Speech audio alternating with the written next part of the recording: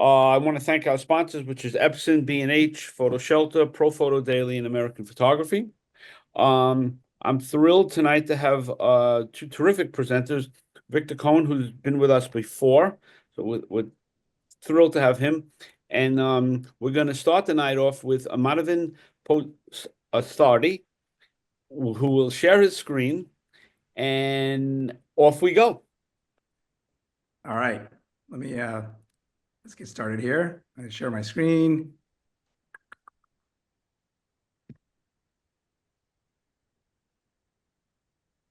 And you guys see my screen? Yes, Yes, you're sir. good. In full screen mode? Yes. Perfect. All right. Hey, Frank, thank you. I appreciate the introduction. Hey, good evening, everyone. I'm going to start with a little story, and we'll go from there. So just humor me and walk with me in this story here. So here I was standing alone on the edge of this cliff in Big Sur, California. The wind is howling. The light is rapidly vanishing as sunset's approaching. And then just as the sun begins to set below the horizon, this veil of fog rolls in and it turns everything in the frame soft. And that's when it clicked for me, literally and metaphorically, that what I'm chasing isn't just beauty. It's not even light. It's resonance. It's myth. It's memory. In my heritage, in Indian classical music, we have this notion of this word called raga. Some of you may have heard that. A raga often is called considered like a melody or a scale. It's not exactly a scale. It's a mood. It's an emotion that unfolds like a story. That's what a raga is. And as I was standing here on this cliff in Big Sur, I started to realize that what I'm chasing are visual ragas. These are stories that resonate for me, and my attempt is to convey that to the viewer in the form of light and form. So these are visual ragas, mythic stories in light and form. So again, my name is Madhavan Parthasarathi, KP Madhavan. I am a nature and landscape photographer. Tonight, I want to take you behind the scenes, not just of how I shoot, but why I shoot, what I see when I'm alone out there in the wild. Because sometimes the photo that you see is really just the residue. Just one question, but as you get started, how do you get the viewer into the emotional state they need to be in to get to where you are? That's a great question. I think, look, I'm not going to impose the emotion that I'm hoping that you're going to feel it from the way I've composed it, from this, the specific light, the tonal harmony, the color harmony, and often the caption that goes with the story. I'm inviting you into that space. I can't dictate what you're going to feel out of it, right? It's almost like if you look at a painting by Rembrandt, you may or may not get the exact mood that he was trying to convey. Some people do, some people don't, some people see something entirely different. I think it's a big umbrella, right? My goal is to convey a specific emotion that I'm feeling, but if you come away with something else, I actually would want to hear that, because that would make an interesting conversation. Okay. All right. Yes. All right. Now, why can I not advance now? We tried this before and it worked. No, it's not. KP, try your left and right cursor keys. That's what I'm doing. Huh? Space bar, escape. Not working. This image is just so impressive. We have to spend so much more time into it. Thank you for the show. I'll be here all week. We'll figure this out. Should he stop and start again, Jay? We could try that. You wanna stop? No, try getting out of full screen first. That might do it. Well, remember you had to like take me out of full screen? Oh, that's a good. Yeah. Try that. I can stop the share if you'd like, and you can just stop share the again. share and then I'll start sharing again. And Don't then worry, KP. We're gonna edit this out for when we put it on YouTube. Okay. And let's try this again.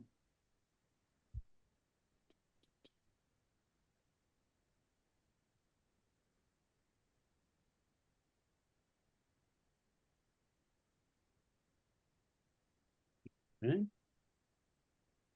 There we go. All right. Beautiful. I took out my rosary beads and they work. We all prayed to Pope Trump, and it That's worked. it. All right. So, hey, first, a little bit about me. I started my photography journey, believe it or not, at the beginning of COVID. In March 2020, I bought a very cheap Canon T3i on eBay. And really, I just taught myself how to use it as a way to keep myself occupied and entertained at the start of lockdown. There's really nothing else to do. Over time, the gear leveled up. More importantly, I leveled up. One turning point for me was meeting and working with National Geographic photographer Colby Brown. So his friendship and his mentorship took me with him to Iceland, to Norway, to Patagonia and the Italian Alps, and several other places, chasing extreme conditions, and then learning to read light like a language. That was probably one of the greatest gifts that Colby gave to me. And along the way, I've been honored with a few recognitions. Just this year, 3 of my images were awarded finalists at the Fine Art Photography Awards in the UK, in London. I was also featured as a featured artist in Dodo magazine in Barcelona. And I've exhibited in both solo and group shows in Vermont, New York, London, and Barcelona. So I'm not sharing this to impress anybody. I'm really just sharing this as a way to say that for me, this is no longer a hobby. This is life. Let me spend a few seconds here introducing you to my journey. I know a lot of you are from New York City. I lived in Manhattan for several years, and in December of last year, I left Manhattan to embark on what I call a life less ordinary. And I want to just share this. It's about a 30-second video. So let me run through that, and then I'll talk about this. What if you could step away from the ordinary and chase a life full of creativity, adventure, and meaning? That's exactly what I'm doing. This is the start of my year-long journey, a chance to create, explore, and live a life less ordinary. I'm Madhavan, photographer, adventurer, storyteller. For the next year, I have decided to live fully on the road, exploring this beautiful world, one breathtaking vista at a time, capturing its magic through my lens and sharing my journey with you. Join me as we explore, create, and inspire. So this was a video I put together right as I launched out of New York at the end of December last year, so about 5 months ago. And I put it out as a vlog and as a reel on Instagram, and really wanted to explain that, you know, I'm doing something unusual. I'm giving up my New York City apartment, getting rid of pretty much most of my possessions. I gave them away. I sold them, threw a lot of it out. You know, and I had two overriding questions I asked myself for everything I owned. Does it bring me joy, or does it have a purpose? And it had to be one or the other. If the answer was none, I got rid of it. I gave it away, or I threw it out. And then I bought a car, right? Because nobody in New York City has a car. So I bought a car, and the only things I kept were things that fit in my car. Probably my most treasured belonging or possession is a shoebox of every single thing my kids have made for me, cards, things like that, from the time they were, you know, able to hold a crayon to they're 24 and 22 now. That's in my Wait, that goes time out, time out. Yeah. So what was your career before all this? My career before all of this, and still today, because I'm still doing my day job, is I'm a chief marketing officer, chief marketing and strategy officer for a packaging company. Okay. The beauty is I can work from that job. I can work for that job from anywhere. It's fully remote. So as long as I have a good Wi-Fi connection, knock on wood, I'll continue to have one this evening.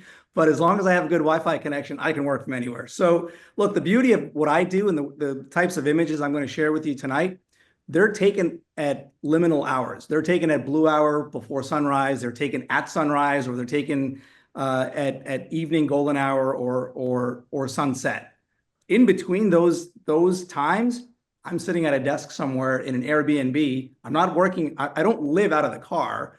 I just rent Airbnbs for 1, 2, 3 months at a time, and work out of the Airbnb for my day job, and then rotate all of that around my photography needs, around building my portfolio. So you're all in. I'm all in. Beautiful. I'm all in. So let me walk you through what the last 5 months have looked like since I left New York City, right? So I left New York on December 21st, winter solstice, made my way to Taos, New Mexico, from there to Monument Valley. From Monument Valley, I spent a couple of months in Sedona, Arizona. From Sedona, I went out to Joshua Tree National Park for a couple of weeks, over to Death Valley. And then from Death Valley, I went out to Mammoth Lakes, and then right next door, Mammoth Lakes, to Yosemite National Park. And then from Yosemite, I went out to Big Sur. I spent some time out in Big Sur, California. And currently, now, I'm in Boulder, Colorado. And I want to stop here for a second, because this story is all about movement. I crisscrossed, I put some major miles on the car. This is not all about movement, because now that I've arrived in Boulder, this feels very, very different, right? So for me, and I'll tell you what I'm saying. The mountains are still calling me. Like, a lot of my photography is alpine stillness, glacial lakes, majestic peaks rising behind those lakes. I get all of that in Colorado.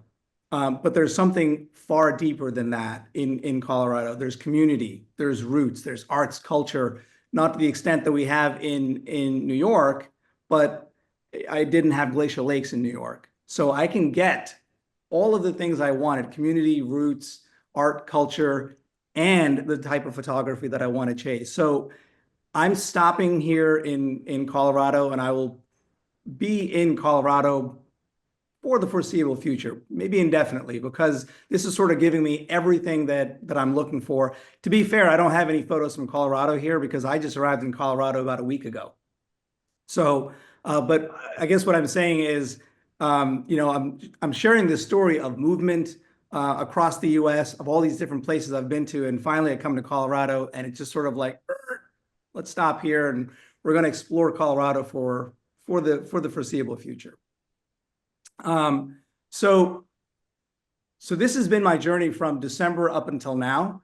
And from here, what I want to pivot to is I want to talk about the evolution of my creative philosophy. Before I could get into creating these visual ragas, right, I really had to learn how to play that instrument.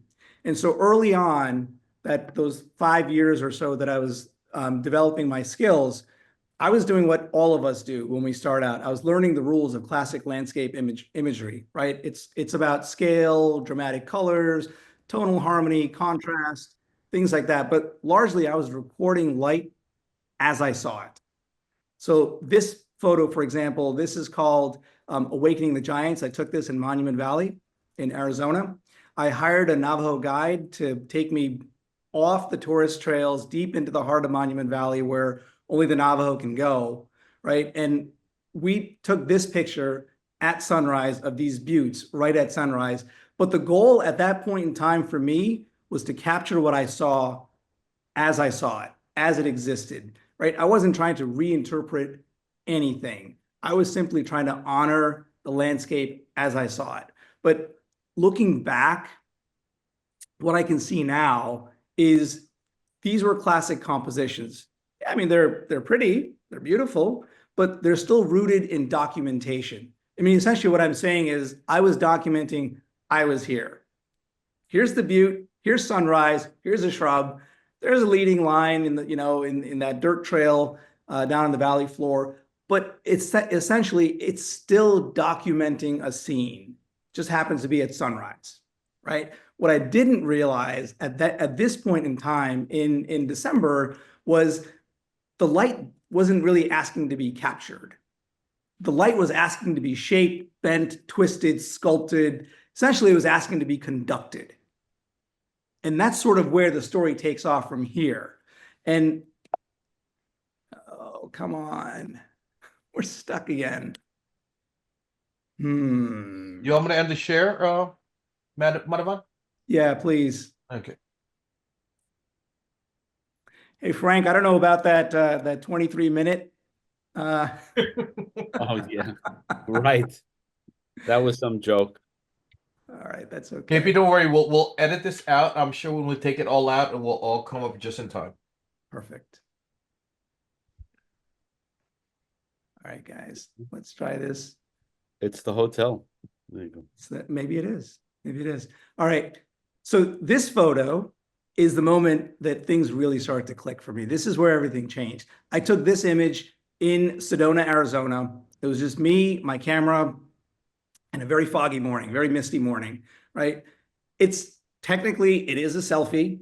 I really hesitate to call it that because that's not what I was trying to do. I wasn't trying to capture myself. I was just trying to capture a state of being first thing in the morning.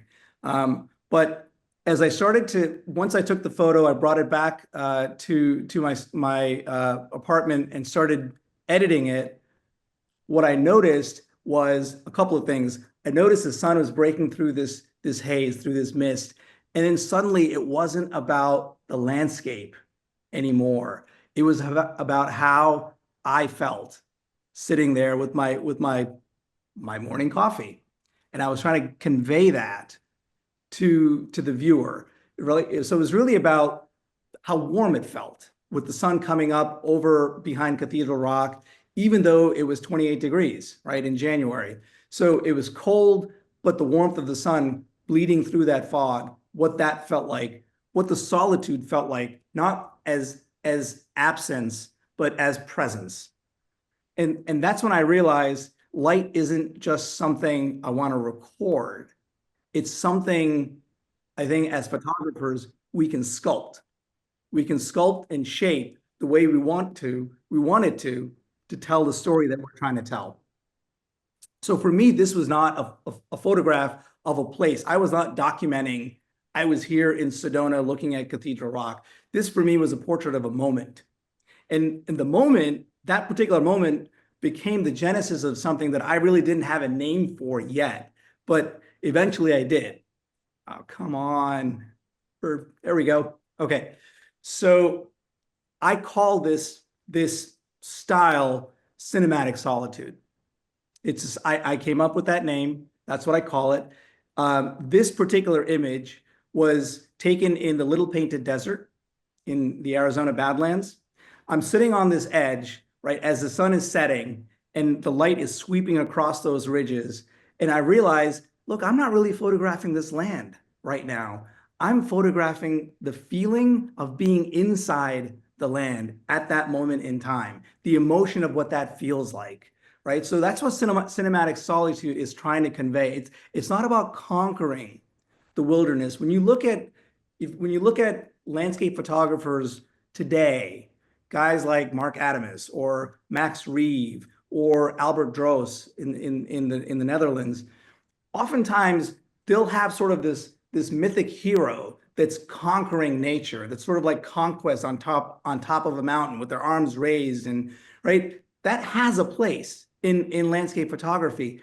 That's not what cinematic solitude is. It's not about conquest in nature. It's about immersion in nature. It's about communion with nature. So it's about surrendering to the wilderness. It's almost like a dialogue between the viewer or the human element in the photo and the landscape. It's this combination of weaving light and shadow and emotion into a mythic narrative. So like I said, it's not about triumph or conquest. It's more about immersion. Now here, I want to just pause for a second and say the protagonist, the subject of this image, right? It's not the rock. It's not me. It's not the sun. It's an emotion. It's a specific emotion. That's the birth of cinematic solitude. That's what I'm trying to convey here. So this is sort of the arc of moving from Monument Valley, where I was documenting places, beautiful sunrise, beautiful sunset, to emotion, as the protagonist in this particular photo. And I just want to also maybe explain a little bit more. Cinematic solitude, the way I look at it, it has three pillars. Number one, emotion is myth, right? So emotions like melancholy, hope, immersion. I want the viewer to feel that before they even start interpreting the image, right? So I think, Frank, to your earlier point, you may come away with a different emotion, and that's perfectly fine. But I want you to feel it before you start interpreting, what's he doing there? Is this sunset? Is this sunrise? Look at the light on that. I want you to feel an emotion first and foremost. That's the first pillar of cinematic solitude. The second pillar is memory and mythology. So my landscapes aren't just physical spaces, they're mirrors. They hold stories, archetypes, echoes of the sacred landscapes. And then the third pillar is light and shadow and how you sculpt them. So I'm not trying to dramatize anything. I'm trying to reveal something. Just like a raga, which we'll get to in a few slides, light becomes a mood. It becomes a mode of being and of revealing. And sometimes revealing is not just what I'm showing you, it's what I'm not showing you. It's what's hidden in the shadows in some of these images. There's as much in the story of what's not revealed as there is what's actually revealed.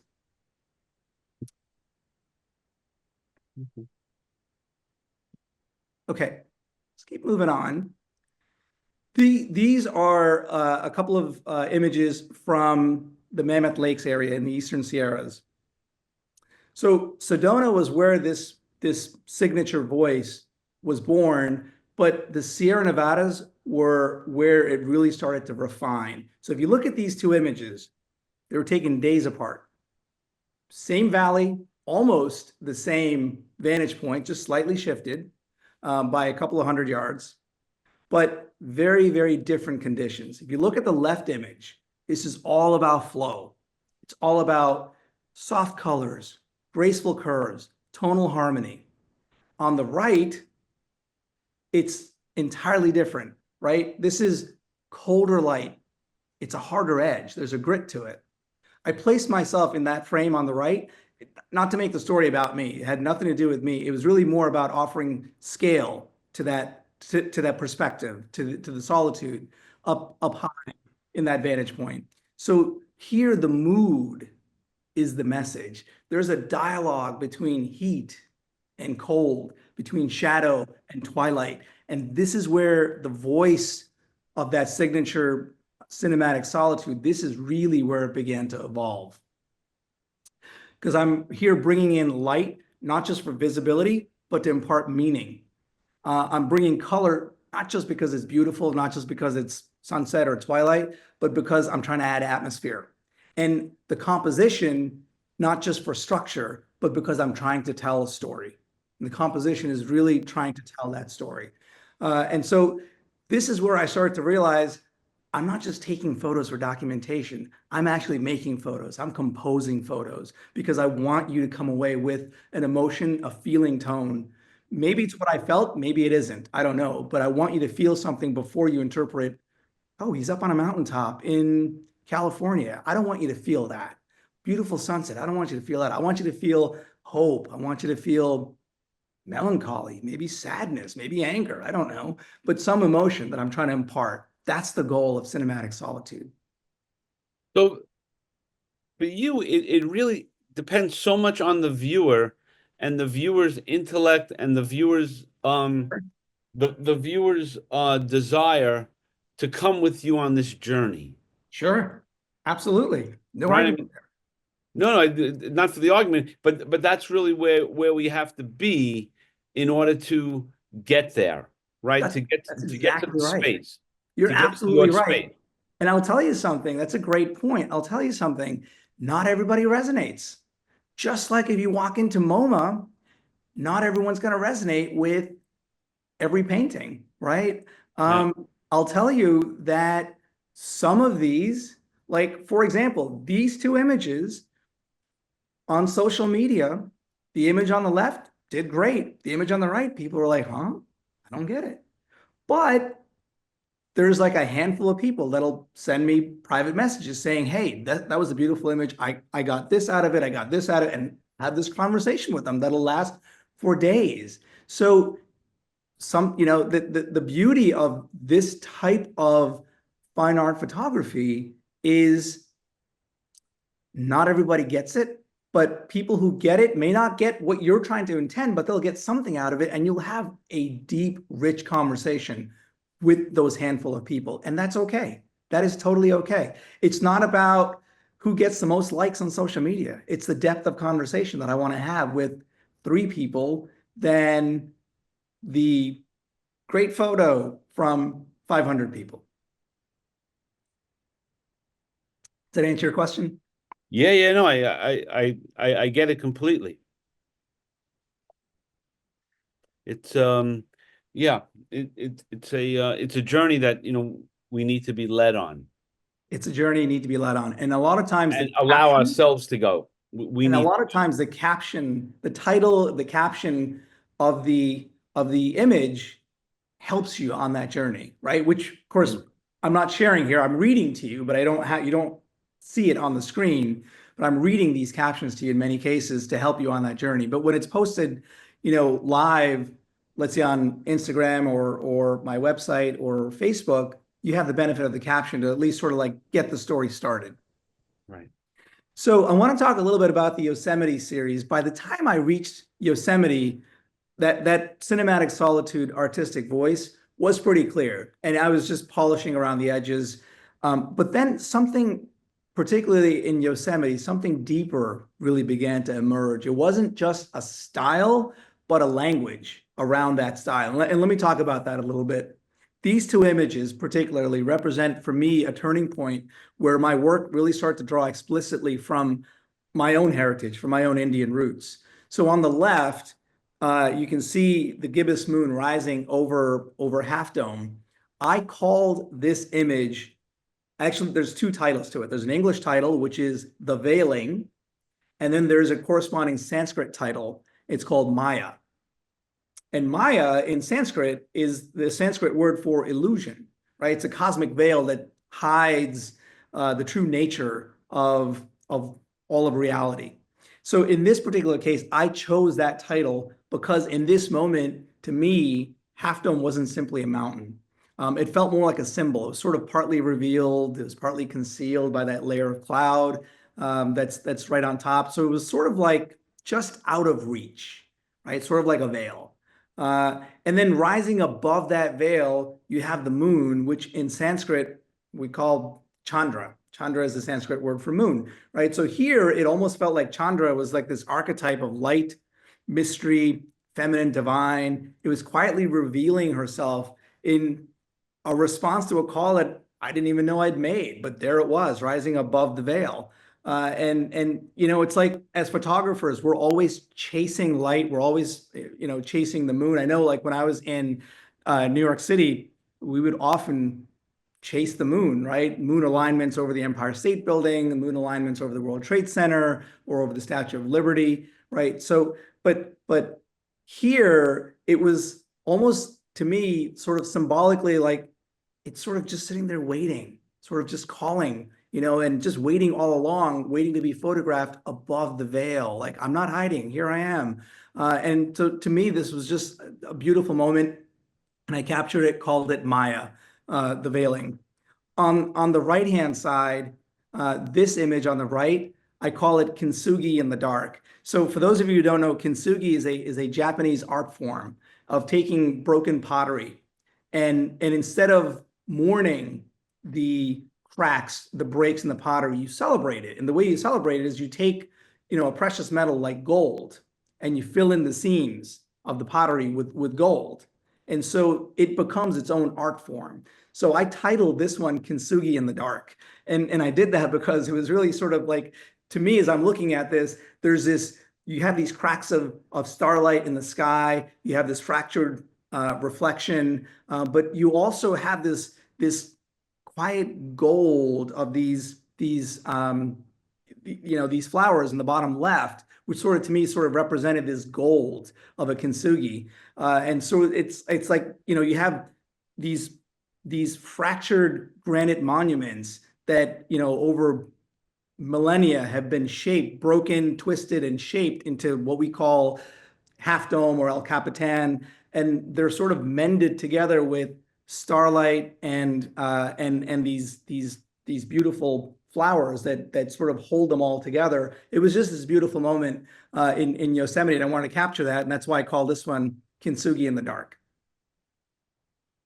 So, is any part of the way you grew up bringing you to this spiritual place?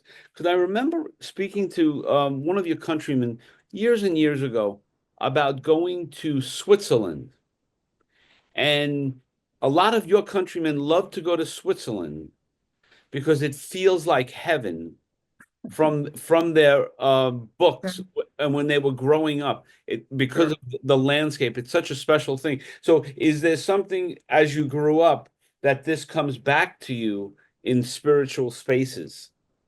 It does, right? Not necessarily Switzerland, although I mean, I've been to Switzerland. I think it's a beautiful country, and I've been to Switzerland many times. Um, I don't recall actually getting that feeling in Switzerland. Okay. But your point is absolutely valid, right? I think there's sort of, look, I'll be honest, spending 5 months by yourself, traveling across,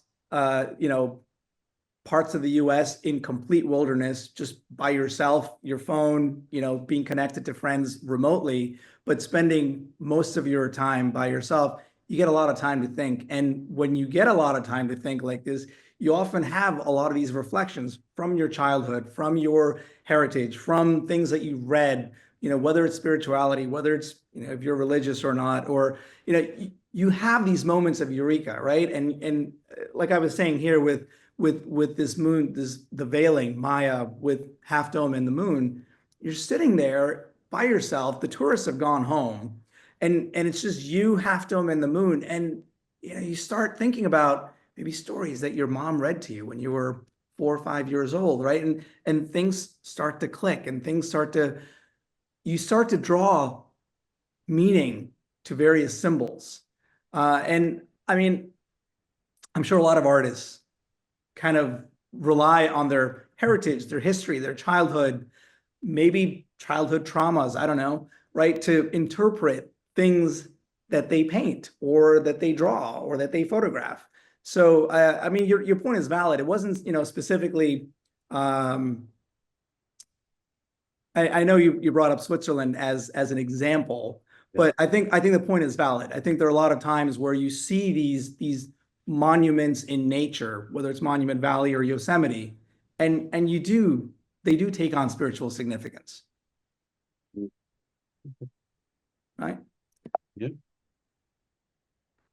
Okay, so a couple more images on Yosemite. These two images are in many ways for me the summation of everything I've been talking about so far. On the left, I call this one flow and form. Flow and form in English. In Sanskrit, I call it Nadi Rupa. And what Nadi Rupa means, Nadi in Sanskrit means river. Rupa means form or shape. So together, that name, Nadi Rupa, for this image, to me speaks to this dance, right, between movement and stillness. It's this movement, this dance between water and the stone. The water's shaping the stone holds the water. And the image it's quiet, but there's a tension underneath that image and you can see that, like I captured it as a long exposure of the water sort of rushing over the rocks, over the stones. So there is this underlying tension underneath that water. You can almost interpret it as a tension of like transformation in motion, because those rocks are being transformed. They're being shaped as the Merced River is cutting through them day in and day out. There's that tension there. The image on the right-hand side, no Sanskrit name to that. I just call it, speaking of the papal conclave and Italy, I call this Yosemite's Duomo for obvious reasons, right? In this particular case, I saw this as Half Dome as a cathedral, and granite as the gospel. So in this particular case, The light was breaking through just as the storm had passed. And what struck me was sort of just how grounded and how anchored everything felt, despite all of that storm and tension in the air. No movement here. This is just arrival, pure arrival of light post-storm. And so where the left image is more mythic and more feminine, the right image is more architectural and masculine. But both belong, in my mind, to what I would say the same raga. They express different notes of the same story. But now the question becomes, what happens when you actually give each of those notes a name in the story? And that's where we come to this concept of what I titled this conversation of visual ragas. So coming back to Big Sur, which is where I started this presentation, you have a raga called Shankara in Indian classical music, Raga Shankara, right? So Raga Shankara is a very bold, resonant, regal raga. It's supposed to invoke the god Shiva. It's very masculine, very dominant, very forceful. And Shankara is bold, regal, very resonant. It's traditionally played in the late evening. It's associated with majesty. It's associated with transcendence. So I asked myself, how would that look as a photo? How would I take that feeling tone of Raga Shankara and how would I transpose that into light and form? And this particular image in Big Sur, I call this Velvet Thunder. And you can see the title underneath it in Sanskrit, Mukha Garjana, which literally translates into the soundless roar. That's what Mukha Garjana means, right? So Velvet Thunder. I shot this on a very stormy day in Big Sur. The sea was like just pounding on those sea stacks and against the cliffs. The clouds, you can see the clouds in the sky. They were pretty fast moving, thick, very, very, very bruised. And yet, down on the bottom, there's these very impossibly delicate ice flowers in that storm, right? They're just defiant against that storm right on the edge of that cliff. And so that was a paradox that I was trying to express here. I was trying to say, how do I convey power without noise? How do I convey majesty without dominance? And so that's what Raga Shankara is about. It's a visual symphony of control and release, of restrained grandeur. That's Raga Shankara. It's not just a color grade. It's not just an edit. It's a mood. And that's what I was trying to convey in this particular one, Raga Shankara. So, Madhavan, so what comes first, the chicken or the egg? Do I find the image, or am I in this mood and I want to find that mood? Like, how Yes. does that happen? Yes.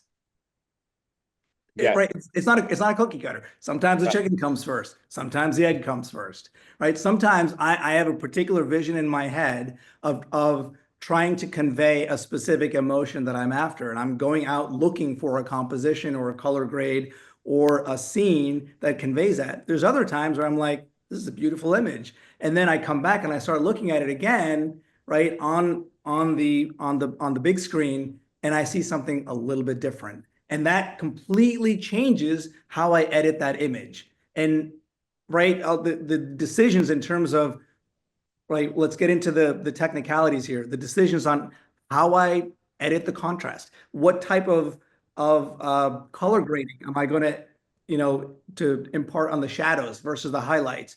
What am I going to do with clarity? Am I going to dehaze or am I going to haze? All of those things can often show up after I've taken the image because it was just a pretty image, right? And the vision comes later. But like I said, many times the image comes in the field. You're looking at it and you're like, I know exactly what this is going to look like in the final image, and I'm going to compose it with that final image in mind.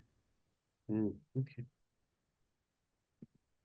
I want to talk about this image. This was taken in Yosemite. This is, unlike the previous one, this is Raga Bhairavi. And let me talk about Bhairavi. What Bhairavi is, this is a twilight raga. It's feminine, it's fierce, it's devotional, right? So whereas the previous one was very masculine, as I said, majestic and regal, this is feminine and actually very fierce. So I call this one Kali Thunder. And some of you may have heard of, like, if you ever watch Indiana Jones or you're familiar with Hinduism, there is this goddess called Kali. She is terrifying, right? I mean, she is like, she rips demons' heads off and eats them, right? And that's like, she's absolutely frightening, frightening goddess. And it's, I call this one Kali Thunder because I took this at the top of these waterfalls. I was literally standing on a platform overlooking the falls, looking straight down.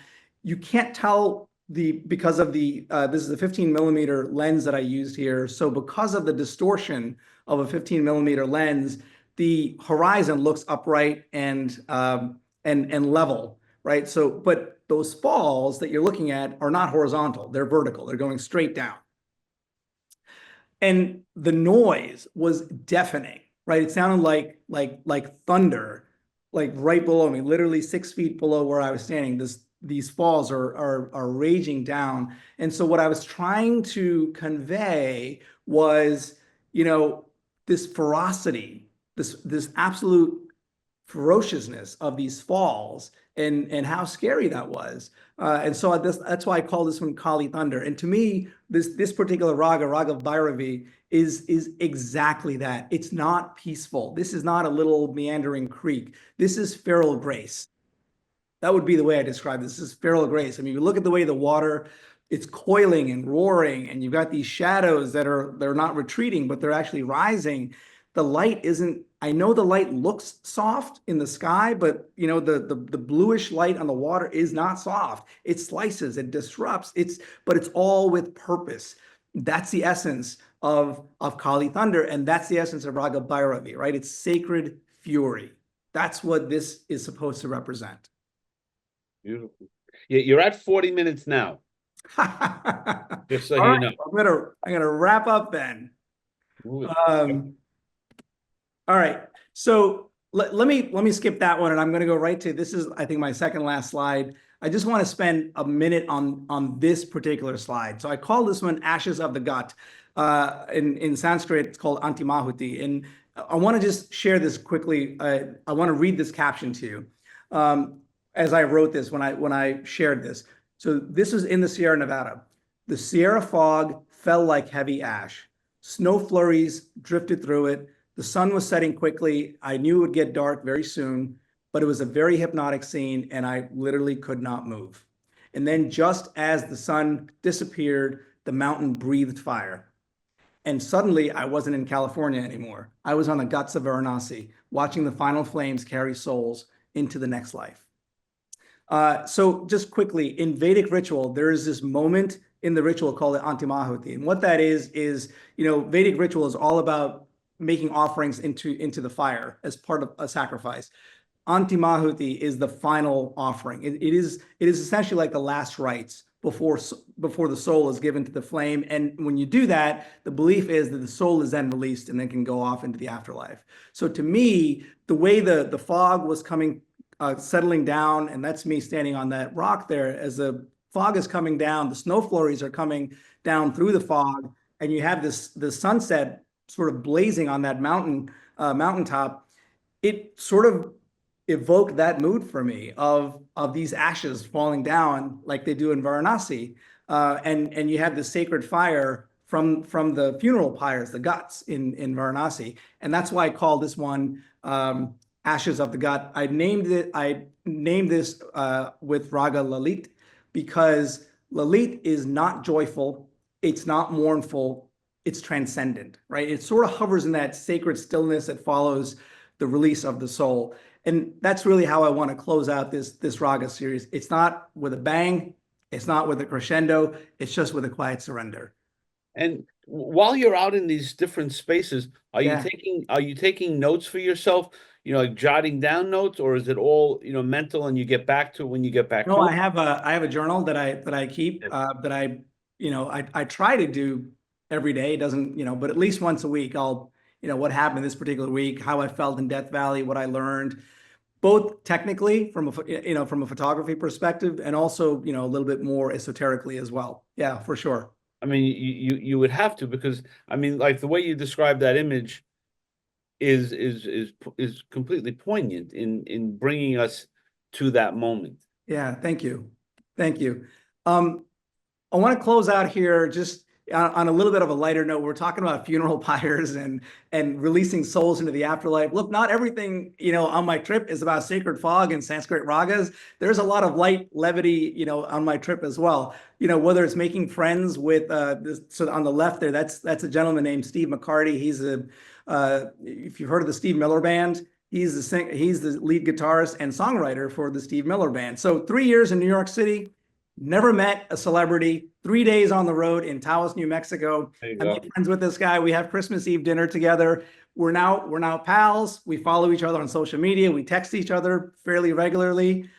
So it's making friends like that, or it's running into a wild burro in a gas station in Beatty, Nevada, or it's celebrating my birthday in Mammoth Lakes, where the table next to me overheard that it was my birthday, and thank you, Victor. And one of the women reaches into her purse and she's like, "Oh, it's your birthday," and she hands me a happy birthday candle, right? Because who walks around with a happy birthday candle in their purse, right? It's just so. I mean, this journey has been about people. Yes, the landscapes have shaped my art, but it's these small, sometimes absurd and ridiculous moments, right? Whether it's shooting ashes of a myth or the awkward grace of a gas station donkey, right? I mean, that's sort of where it's all part of the same story. It's that story of a life less ordinary.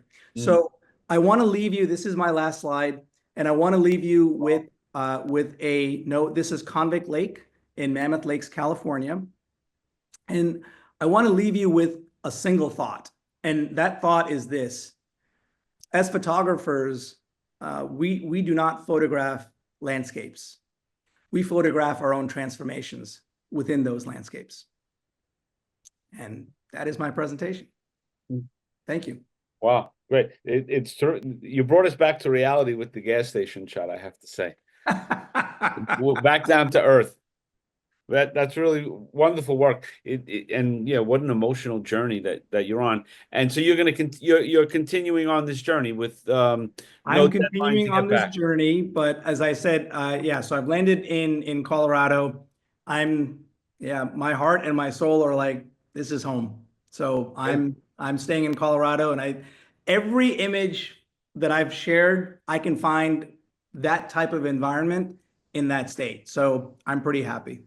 Great. Well, hopefully you can stick around for some questions afterwards. I will. I'll be. Okay, so stop sharing and let's get Victor, who Yeah. patiently is So, waiting. so Jay, if you can take me off a share, please. And off we go with Victor. Thank you so much, Madhavan. That's really terrific. Thank you, Frank. Okay.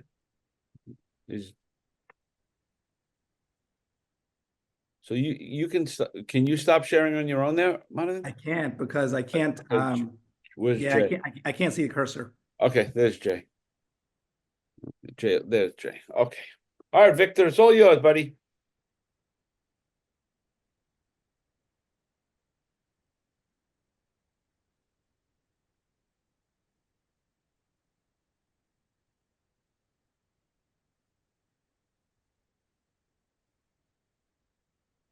Victor, I don't know if you're muted, but we can't hear you. I think you are muted, Victor.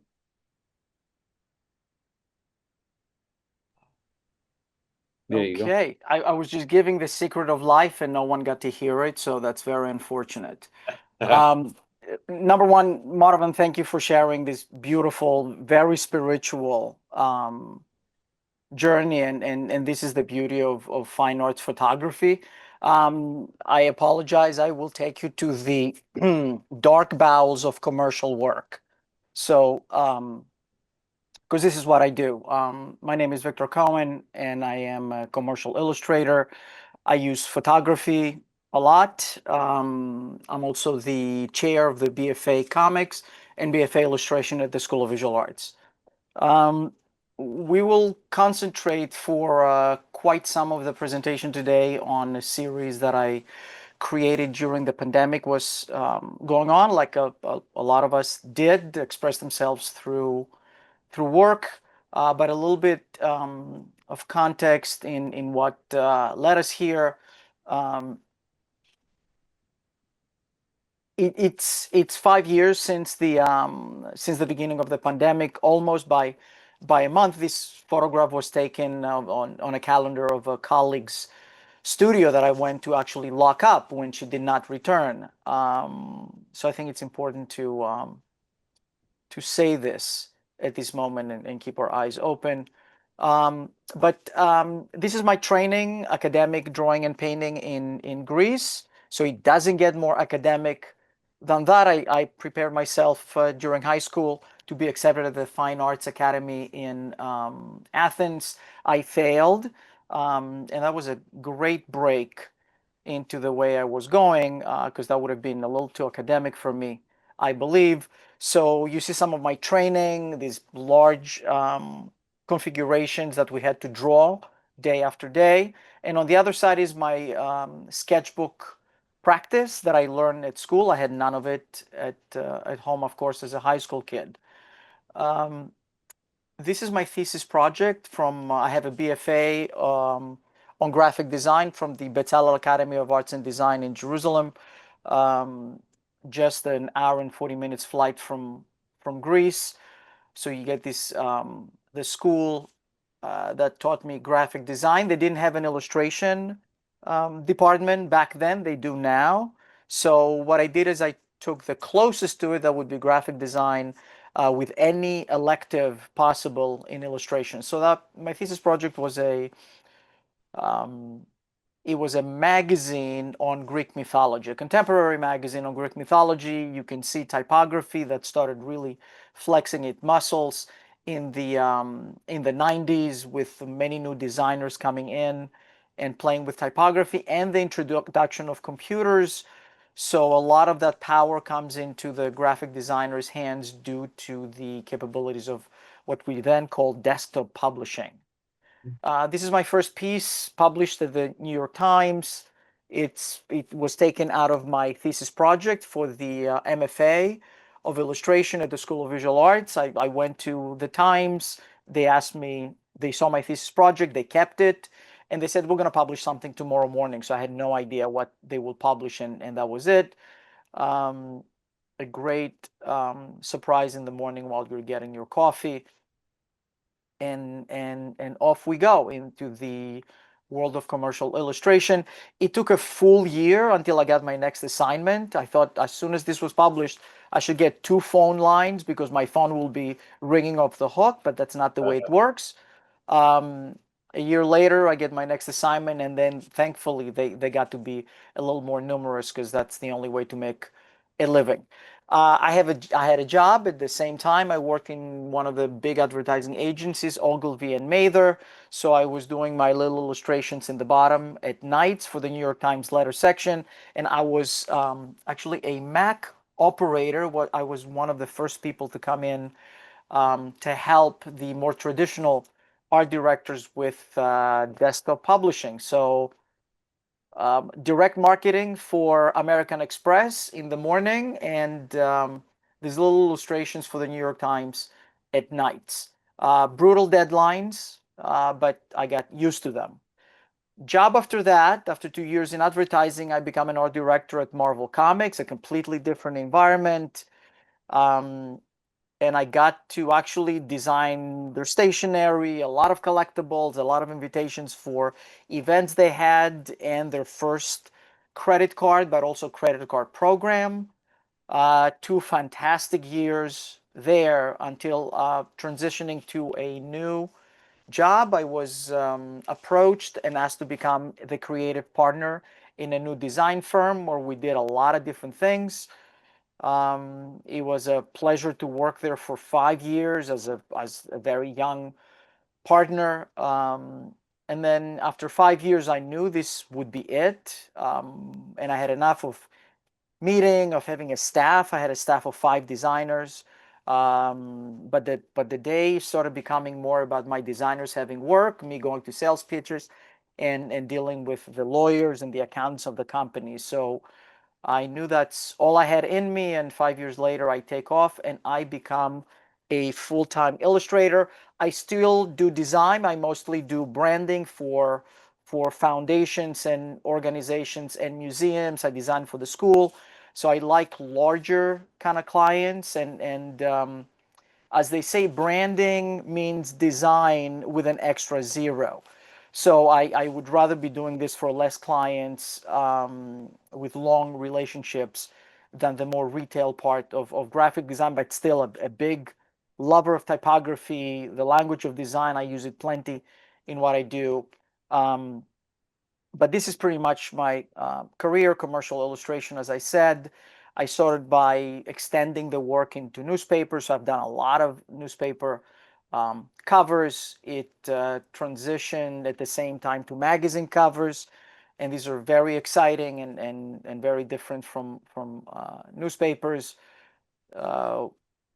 Book covers, hundreds of books with Penguin that has been a big client, but also clients overseas. I am represented by Debutard that is based in London. This is my first and only graphic novel, I promise, that actually spawned to licensing. This is a series of snowboards for Fun for You, an Austrian company. I do work for bands. Sometimes the work is taken from my fine art and exhibiting work, but I do work in licensing for them, merchandising. That is a lot of fun to work with musicians. And then this is mostly what I do today is poster work. I love the medium. I like working a lot of projects for the school, of course, but also foundations and organizations, from entertainment all the way to institutions. And these are the well-known subway posters for the School of Visual Arts. The person here standing is my mother, right next to my first school poster. It was actually an SVA poster that brought me to the school, and it's a great kind of full circle to be making this poster. She so happened to be visiting New York from Greece, and she must have spent hours in the subway telling people that this is her son. Glad to make mom happy. I also do things like design and do all the branding work for Photoville. And that is within the things I love to do. That is public art and key art for large organizations and festivals, especially when they're open to the public.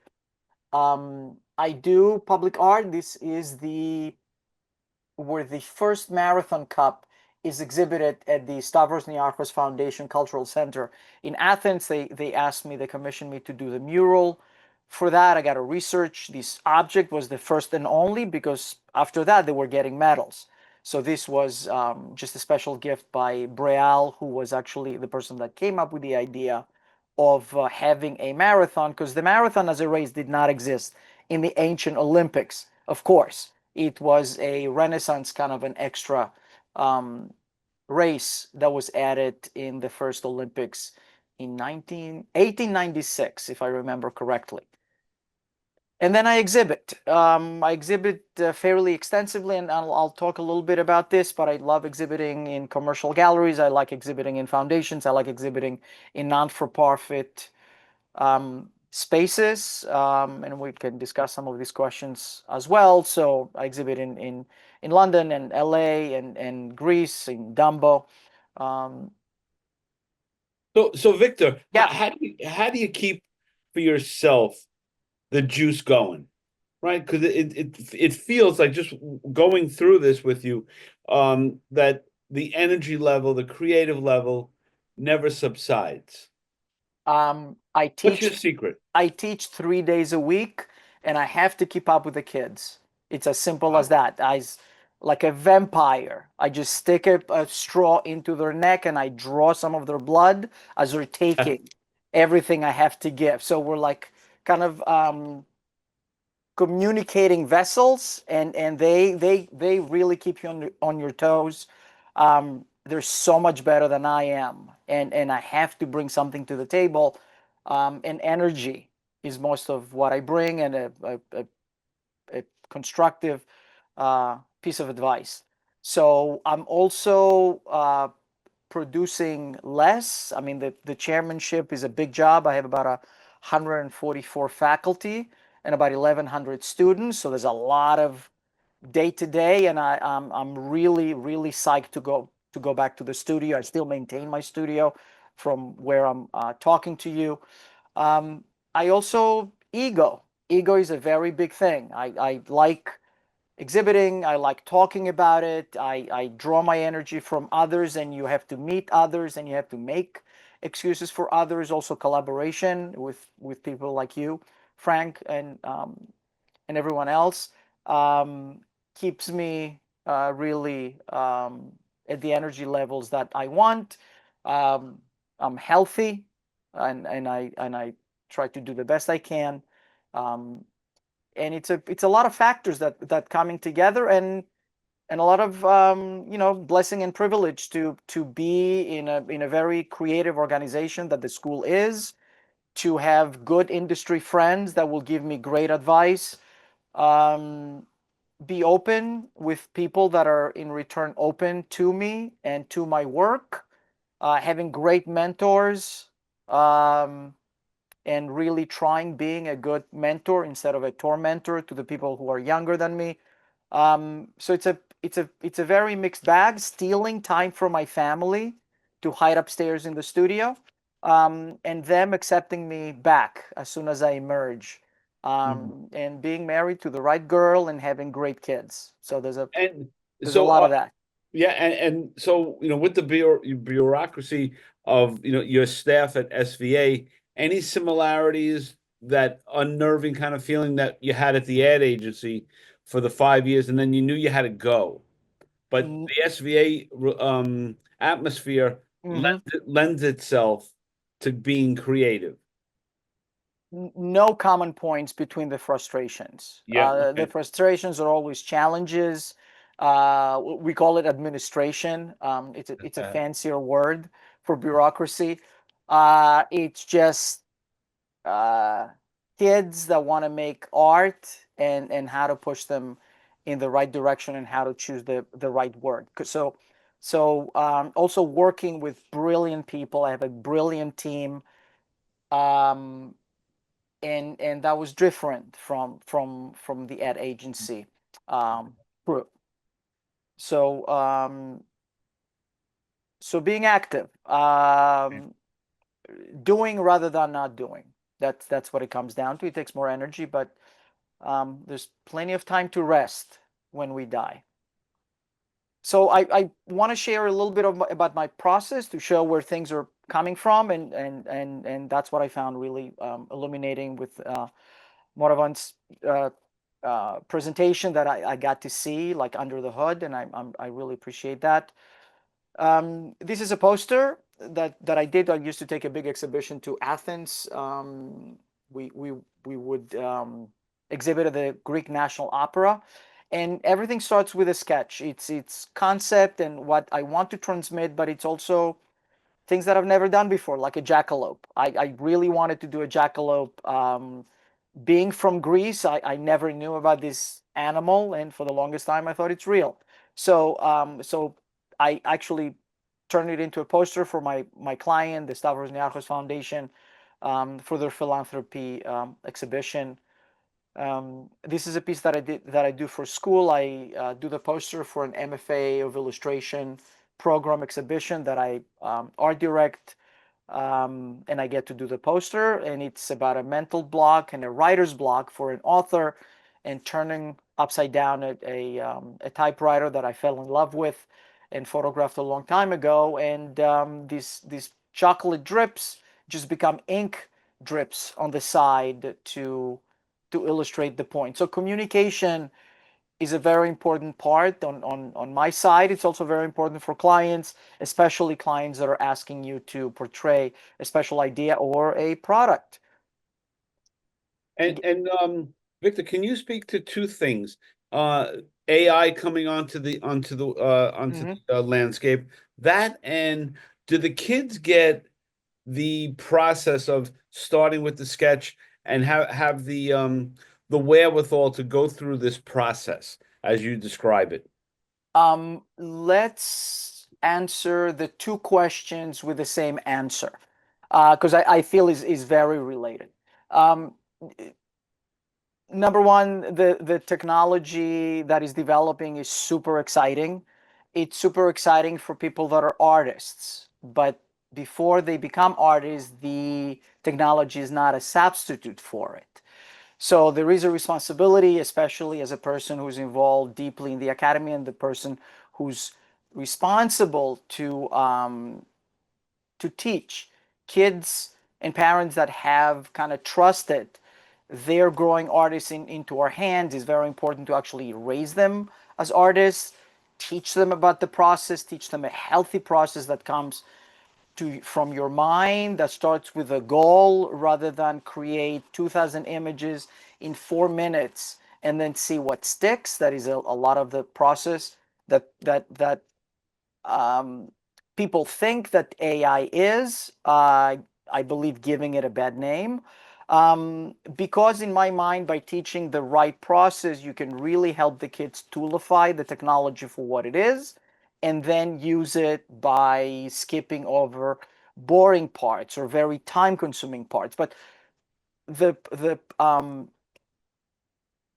the focus of the process starts with clumsy idea sketches that come from your mind, that they come before you're cluttered with everyone else's work, human or not human.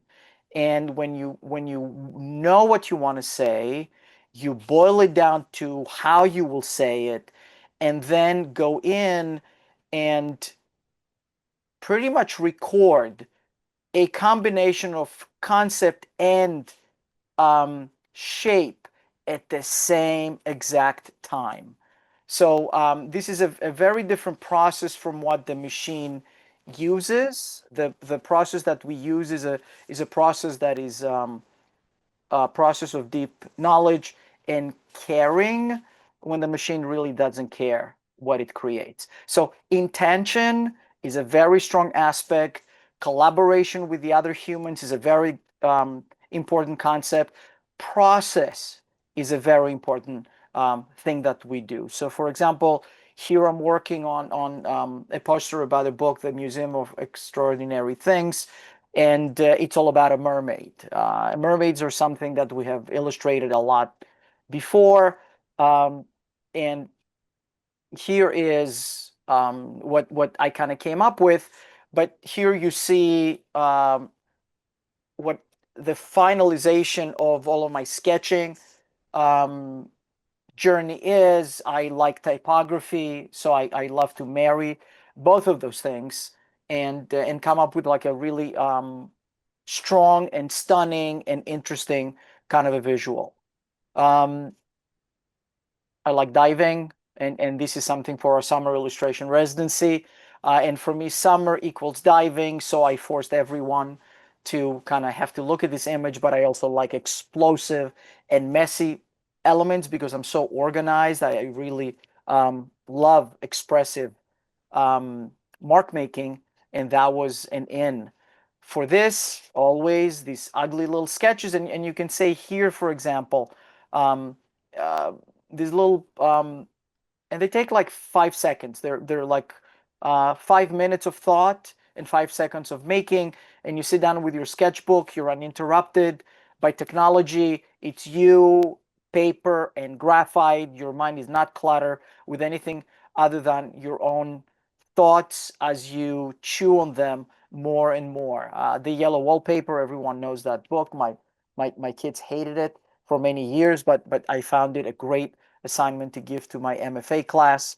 Going in and using a piece of wallpaper from some event from many years ago, all the way to classic mystery horror book covers that I've been in love with since I was a kid. That And was a Victor, yeah. Victor, so a project comes your way, you always start with your process, but are there times when I know what this is going to look like? Like that summer diving is Mhm. just spectacular. Just spectacular. You get it. So is it ever like I got this? Like I'll do my process, but I know where I'm going to end up. And does that sometimes change for you, even though you thought you had it? Um, even when I think I have it, I want to explore it because the time I make for myself with my sketchbook is almost like dessert. And I don't want to give up on dessert. It's funny because especially with social media in the last 20 years, um, there's so many um, communal spaces where people are dying to share their process and everything they do, that we have very few personal spaces. And for me, the sketchbook is a very personal space where I can fail. And this for me is a very human part of the process. Failing and having the flexibility to fail when you don't have to show anyone, pretty much. It's very precious in developing an idea that you will love executing afterwards. So there's a need to go back to my process again. Even if I know mentally what I'm doing, I have to shape it, and work becomes better and better as you turn from one sketch to another, as you're sharpening that idea and you're molding it at the same time. And this is something that the algorithm cannot do. It's a very human quality that we have. I do the posters for our summer illustration residency. This is what I did last year, and if you can remember this, that was an MFA poster. He just got a Gold Graphis Award. And this is actually last year's Photoville entire exploratory design. I thought that it would be interesting within our company here to share it. And that was the final result. And you'll see that is very related. I had to do an in-depth research on these coffee cups, collect all of them, photograph them, turn the "we are happy to serve you" into "we are happy to inspire you," and have a design that will also be good for silkscreen printing for the shirt. So it's one of my favorite projects that I do, and I do have a surprise at the end of the presentation about this. And Victor, Yep. do the young people buy into the process piece of your thinking? Frank, we don't give them a choice. Okay. Okay. We require them to take the classes we feel it's our responsibility to take. I'll give you an example. We send like 6 people this year to European institutions as an exchange program, and these are juniors. They were not allowed to use technology in their 3rd year of college. In Lucca, in Belgium, and in the De Kooning Academy of Design in Rotterdam. So the kids came back, we debriefed with them, and they said we were not allowed to use any technology. We had to do everything with our hands. So there is a long tradition of art institutions holding on to what they feel they need to hold on to create complete artists. And that's the business we're in. And I hope that that does answer the question. Yeah. Here is this year's summer piece. And if you remember, it was exactly turning the same poster upside down. I found it challenging to find something that like exploding or dripping. I don't know what I'm going to do next year. I'll be honest with you. Now I'm done with those 2 different directions, but we'll see. I'll come up with something. This is a poster we just sent to Madrid for IllustraFest to advertise the school.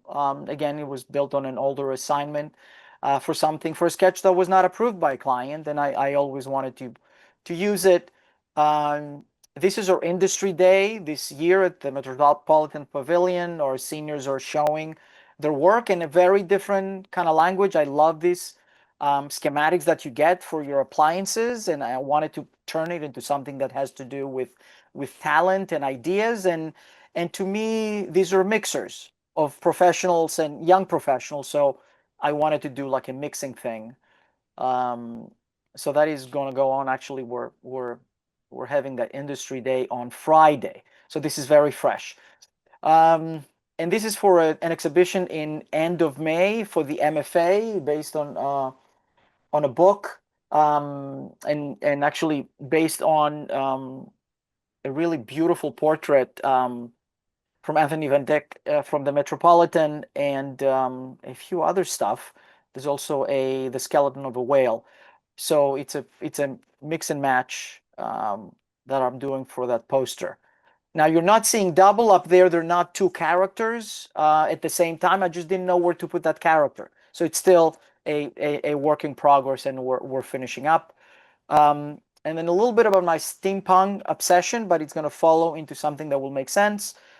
I do a good amount of steampunk, or my work was steampunk, and I did not know what this is. And it's like this very Victorian atmosphere if it was running on Steam. So I've done a series of book covers for Tor books. These are the three favorite ones. I do editorial based on it, and that's where the sketches that the Madrid posters came from. I do exhibit it. That's a poster for a philanthropy exhibition and my first communication arts trophy. And then I do type, as I said. And of course, the steampunk alphabet came in next with the Plague Doctor. I did not know that will become very relevant just a couple of years later. This is Edison electric pen. I took it for my number 9. This is actually the grandfather of the tattoo gun. For people that are familiar with it, it didn't work as a pen, but tattooists all around the world are very much using it. Letter Q, taking from Village Voice cover. That's another memory. Letter Y from a Wall Street Journal editorial piece with trains that I really liked. Letter A, I'm showing off my alphabet abilities. Letter C, F, and the entire alphabet. These series take about a couple of years to make, but about 2 years to collect enough materials to have, because these are endless kind of combinations. The series was exhibited at the Type Directors Club in Manhattan, and I got a great dystopian series of books for Greece, and this is the Bird Box cover for Greece, and I have a couple of other ones, and this is kind of illustrative typography as book covers, and that's 3. And then we go into the pandemic years and the therapeutic need for this. I started a series that was about pharmaceuticals and cosmetics. This quickly got into that kind of image making. I published a cover. The event for it was pretty much on the last week before lockdown, and it was very strange to have like a soap container right before the pandemic. Then I started wanting to do things as we closed down, and for a couple of months there's no business other than teaching. Trying a lot of different directions, making ugly pictures for no reason, making new versions of the Plague Doctor. That was the kind of editorial doing there. That was one of my first pieces for AI writing. And then I started going into my museum photography and strange pandemic creatures in the Hudson. But whatever you do with fish kind of looks funny, and I didn't want something funny looking until I started making these images. And this is the first successful image that brings us to the pandemic series. And I'm going to go through these guys. Victor, Yeah. you've got to be you've got to hate that there's only 24 hours in a day. I do hate it. Yes. I mean, Yes. you've got to. I mean, this, what you're showing is like a museum collection for the past 40 years that, you must hate to go to sleep. One question with the alphabet, are those all two-dimensional, or have you ever done three-dimensional? They're two-dimensional only. Okay. 3D is another art form I would love to engage in, but maybe in some other life, Frank, or a little later. After all, I'm only 13, so there is plenty to go. Okay. Blowing balloons and photographing them and inserting them into archival images kind of give birth to this series that is bridging Spanish flu with COVID-19 100 years apart. So a centennial series, simple images, It's not only a fever, like everything that would come in from the news, I would reflect it on images, like the way COVID works from inside out. Simple. It's not a cold, losing taste. Um, we start burying people. Another question here, Victor. How do you know with all these different illustrations, Hmm.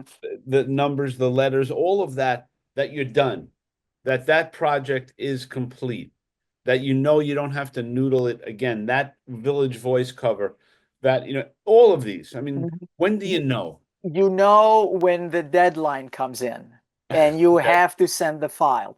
With more fine arts projects, sometimes you never know. I am holding back from still fiddling with the series.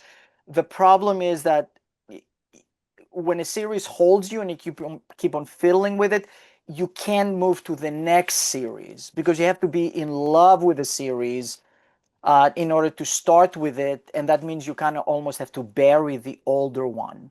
And that's why I feel that things are hanging in a gallery because they're dead and they're hanging and they're done. And you're way more exciting to talk about the new work that you're working on because that's also people's most common question. What are you working on now? Mm. And you always have something new to be in love with. So it's as simple as that. And all the things that you're showing us, are there, can you purchase a print of any of these different items that you have? You could. You Okay. could. I do have a couple of commercial galleries that sell the work or deal with the work. Very often people will come to me and I will guide them. Depends if you're in Europe or if you're in the United States, if you're Right. local Okay. or if you're somewhere far away. But as we speak, I'm clicking on the images and you got the gist by now. This is the photograph of a roach that I photographed maybe 30 years ago. And that poor roach has been waiting for its time to shine. And this was it to just underline the socioeconomic differences in how people really experience the pandemic. Um, there's a lot of science, there's a lot of infographics, there's stronger things. I changed my lock in the middle of the pandemic and I fell in love with that open lock, and it was the perfect symbol for lockdown. So wait, let me ask you something. So that lock, Yes, right? Do you think when you're taking that lock out, before you see it, I may have something underneath it because there's going to be like connections and there's going to be. I don't know it. I take the picture because it gutturally is attractive to me. But then somehow I'm still able to retain things um, and utilize them. I also put them into folders, like I have tools and weapons and scenery and not digital. These are my own files, and it's nice to be lost in them when I look for something and remember things. Or I know that I photographed a whole bunch of this in the museum in Berlin, and then I never used it, and I would love to use it. I also love research, archival research, and we have a lot of sources and resources, and it's wonderful to be doing this. And Victor, without anything personal, how does your family deal with you? The My family has been the most supportive family that I could ever have. They sent me and they paid for a degree in the United States from Greece, and my father raised a middle class family, so the sacrifice is very big. Thematically, there was a point where my grandmother said, I don't think I can look at your work anymore. She was a Holocaust survivor, so imagery started becoming very real to her. But for example, my grandfather was always very proud of me. My parents have been, they both have passed away, but they've been always so supportive. My mother would make the trip here when I would have like a big opening. I couldn't wish for better family support, and my family now does the same. I have a very patient wife, Ninette, who's a my pandemic hero because she worked in the hospital. So she was the one going out slaying dragons every day, and we were home waiting for her as we taught or learned in our safe environment. So there's a lot of blessing here with people understanding you. I also, get to share a lot of the work. Both of my kids are really strong in what they do. My son studies at the High School of Arts and Design. My daughter was exhibited at the Metropolitan Museum at the age of 11, so I'm still trying to catch up. It's in your RNA. My father was an industrial designer. My mother always painted. My uncle is also someone that is very artistic. My kids are both very good at music as well, something that I am useless in. So there's a lot of support when you see someone producing a lot. There's a cost to it. But there's also, you don't have a choice, Frank. Yeah. You Yeah. you want to make pictures. It's an addiction, not a business plan. Yeah. So we're slowly coming to an end to this endless. The series had about 165 images, and I'm gonna get to the curating as I mean some as simple as photographing on my table a bunch of gloves, and then work starts exhibited. This is from the Jewish Museum. My picture is standing right next to a 2,400-year-old plaque where a slave is liberated in ancient Athens. Right next to it, the photographs are based on slavery as well. So the pairing of the two was like very potent. And then here is the pretty much curating. How do you choose a number only? Because I'm working on A, what can I exhibit? B, what can I publish as a book that I'm working on? So we set a room with Stella Kramer, who's responsible for matchmaking between the two of us. The school is empty. I put all the images on the wall. We choose them with yellow stickies, as we call them. And then this is the first exhibition at the Benaki Museum in Athens, where the series premiered as a small kind of postcard size acrylic prints, and also a screening room that showcased having like about 160 images, gives you a lot of flexibility to play. The the series was exhibited at Photoville in 23, in France at the St. Paul Asylum. That's where Van Gogh painted, all the way to small cultural centers in the middle of the Peloponnese. And then this was a very recent exhibition at the Project Room at the School of Visual Arts on the West Side. There's a beautiful room, and that pretty much gives you, it's almost like you're standing in the room. We did the projection, we did the small prints, but I also did larger prints because I thought the three different formats were interesting. I'm working at the Kiyosado Museum right now. The work made it to the poster and cover of the catalog of the exhibition, and here is the value of the work going into museum collections. This is something at the Museum of Photography in my hometown in Thessaloniki, Greece. Also from there, I have a series of these 1995 series that I produced that is in their collection. These are two exhibitions from the Modern Art Museum there. Again, pieces from their collection. I will donate them series from the pandemic body of work. And this is something completely different, but still photography related. I wrote an educational book called Free Advice and Victorisms, and about free advice, and the foundation of the National Bank of Greece asked me to turn it into an exhibition.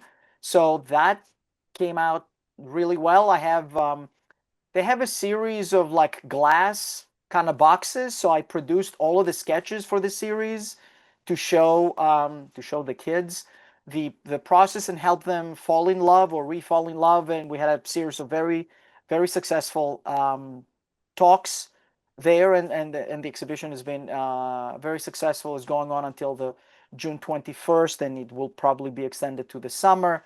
And this is a scoop. That's the first time I show the new creative for Photoville. and this is it. I was asked to create something that looked like industry day, and then I mixed like an engine with a camera schematic, and then the lid just happens to be the sewage manhole cover from New York City that I photographed. And even though we toyed with other ideas like the tower, we found this to be very sexy to a certain degree, and we're working now. We're designing T-shirts, and signage has started coming up there, and very excited to see everyone at Photoville from June 7th to 22nd. Great collaboration with the guys there. And this is it. This is pretty much the end. Wow. I thank you deeply. As I'm gonna exit my Screen share. exit full and stop share. That's it. That's all I have for That's it? tonight. I'm sorry for That's the taking short version. way Okay. too long. This is, yeah, the cliff notes of the presentation. No, just yeah, thank you very, very much. I mean, both presentations, I have to say, are so incredibly spiritual. That both of you, are in that space. If anyone has any questions, now's the time to either put in the chat room, raise your hand. We'd love to field any. So what's next for you? Victor, like what are you working on? What's next? Anything big, other than the Folkville thing, breaking out? Waiting, waiting for these next 2-3 weeks to get back into my personal work, and I'll be when it's done, the new series, I'll be glad to share with you and projections. It's a series about my mother who passed away exactly a year ago, Mm. and I've been working for it, even though in the last few months I didn't have time to work on it. So there is a very personal kind of series in the works. Do you do that? Do you do that often, Victor? I do that every there's I don't feel I can exist without personal work. Always. Commercial projects, we have big event for the schools. I'm traveling, I have meetings for the next exhibitions, working on the pandemic book. As I told you,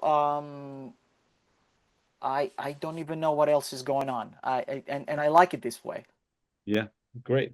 And Madhavan, what's up next for you? We're staying in Colorado, and what do you do as far as research to say I should go here, I should go to this park, I should go to that region? How does that work for you?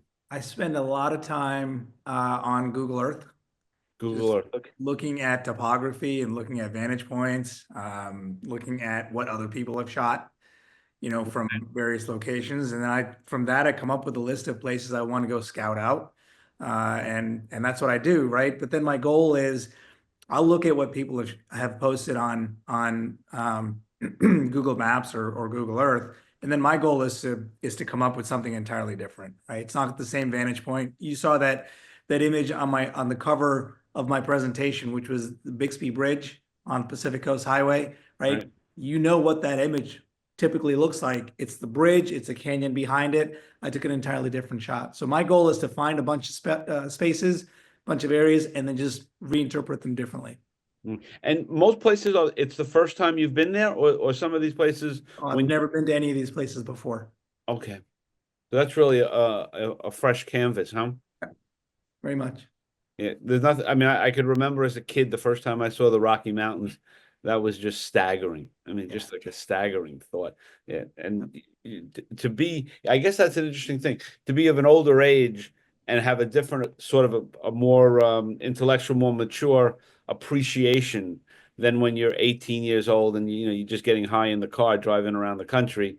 Than now being middle aged and seeing that. Wait, did you just call me old? Yes, I did. I did. Sorry. I didn't say it, but you just did. That's a fair Yeah. point, right? You have a completely different perspective. Yeah, yeah. As a seasoned person, you just do. Right. So Victor, can you speak to that? Like how if you reflect on how you've changed with what you do as you move through your career? Sure. I am more and more falling in love with material. Materials. So I don't know if I'm ready for all the research that has to go to it, but I'm very I'm flirting with it. I want my new series, especially with my mother who loved scarves, to be editioned as a limited edition of scarves. And that's the way they should be exhibited. They will not be commercial. So I'm looking forward to being able to go into testing with this. So I want to open more and more. I'm starting to leave more and more behind the things that I've done a lot of and with, and kind of going into new adventures. I'm drawing a lot of conclusions on the ways I should be sharing my work, and for example, public institutions are, I feel, a great way to do this. They use the work, and then they send you an email. You don't have to do pretty much anything other than find a way to get them to them. So I'm in negotiations with a couple of museums to get more of my work into their collections. I think the book is going to be a very big challenge. Um, and and really looking forward to sinking my teeth into my personal work. So opening up more and more towards the fine arts aspect is a luxury you get by having a day job in which you Right. don't suffer, and I'm intending to use it. Yeah, I guess that's sort of a nice thing as you move through your career. People will answer your emails. People will pick up the phone, right? Knowing that you're calling.